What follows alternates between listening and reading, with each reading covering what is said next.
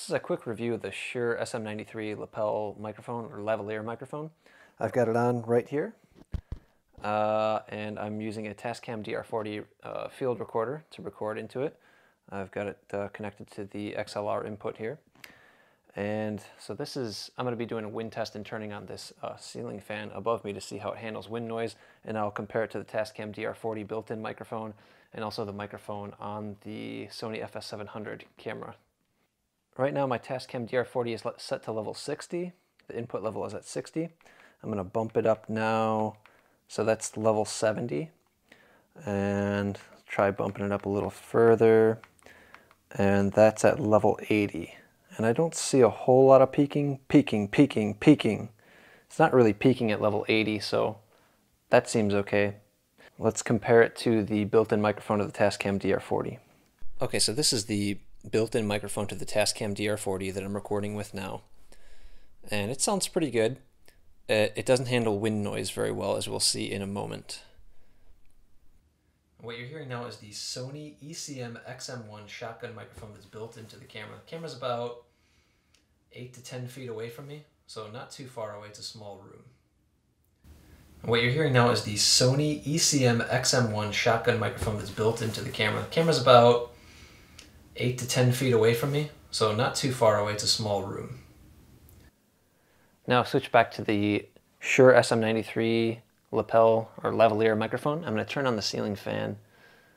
We'll set it to high speed, and we'll see how this handles wind speed or wind noise. Now I've got the built-in wind screen on the microphone. It came with the Shure SM93 microphone, and it does a pretty good job of blocking the wind noise. Now, you don't hear a whole lot of wind noise. I can move around. I feel like it's windier right here. This is about the windiest spot I can get to. It sounds pretty good. I'm pretty impressed with it. I'm going to switch over to the internal microphone on the Tascam DR40 and we can compare it to that. Okay, this is the internal microphone on the Tascam DR40. You get quite a bit of distortion from the wind noise. Let me try turning the levels down a little bit. Turn down to level 70. This is what it sounds like at level 70. Let me try and turn it sideways and see if that helps. Maybe not too much. So let me turn down the input level again. This is turning the input level down to level 60. So I get a lot less distortion here, but there's still a bit of wind noise. So now I've swapped places with the camera so that the Sony camera, the Sony ECM XM1 shotgun microphone, is underneath the fan where I was standing before with the other microphones to give it a more fair test. So this is what the Sony microphone sounds like under the same wind conditions. Okay, this is the Shure SM93 lavalier microphone. Input level is on 80 on the Tascam DR40. And the ceiling fan is on at level, it's a medium speed. And I can't hear any wind noise at all, not through my headphones right now. I'm monitoring what I'm listening to, or what I'm recording. And it sounds pretty good. So let's compare that to the Tascam DR40 internal microphone. Okay, this is the Tascam DR40 internal microphone.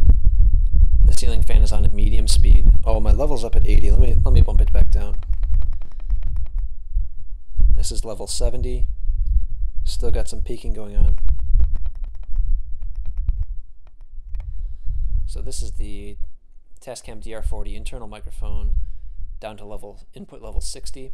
Ceiling fan is on at medium speed. You can still hear some wind noise. Definitely the lavalier microphone does a much better job. This is the Shure SM93 lavalier microphone, input level at 80 on my Tascam DR40. Fan speed is on high, and I've got the lavalier microphone underneath my sweatshirt here to help block the wind. I still got a pretty good sounding audio signal, and I can't really hear any wind noise at all. I'm trying to find the most wind. Feels like there's quite a bit of wind coming down. But one thing you will find is if I move around, Of course, you're going to hear some noise from my shirt moving around. But I can make some, yeah, you can hear it a little bit.